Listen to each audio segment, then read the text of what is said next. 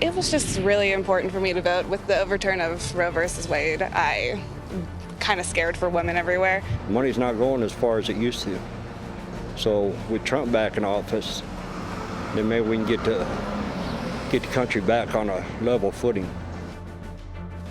Our exit pollers were talking to voters all day yesterday about how they were feeling and what they were thinking about. So we want to bring back CBS News Elections and Surveys Director Anthony Salvanto and CBS News Chief Washington Correspondent Major Garrett to break down some of that exit poll data. Gents, good to see you. So let's talk about the state of Michigan. Right. Why haven't we called it yet? Yes. Why don't we have a designation for Michigan yet? We do. It's lean Trump. But why haven't we called it? Anthony? Very simple answer. This is the outstanding vote on this map. These circles, the bigger they are, the more vote has yet to be counted. The color of them tells you which way in the past those votes would have gone. There's 100,000 votes still remaining to be counted in Detroit. That's the simple answer until we see more of those. Now, Kamala Harris would need to get about 70% of them, maybe 65, 70. That's a high hill. That's why it's lean Trump, but still could happen, so we can't call it.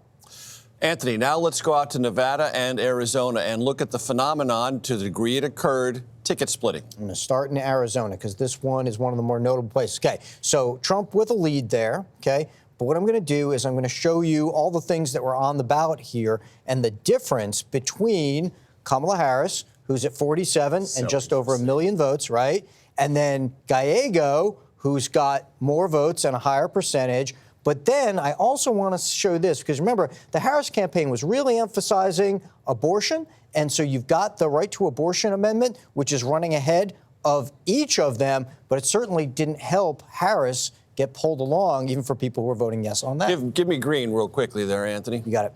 Look at this. Trump, Gallego voters. What does that tell you?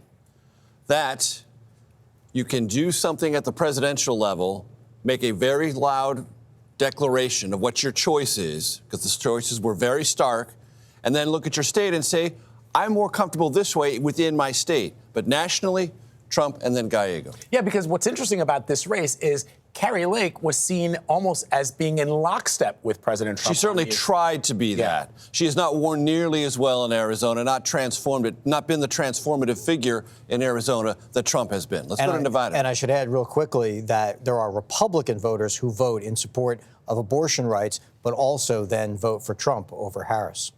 All right, so let's look at Nevada. Yep. Okay, clear that out. Go right next door here. Let's go to Nevada. Now, we haven't projected this one yet either. A lot of vote there from still Las Vegas to come in. But let me show you the ticket split there. So it's a somewhat similar story, right?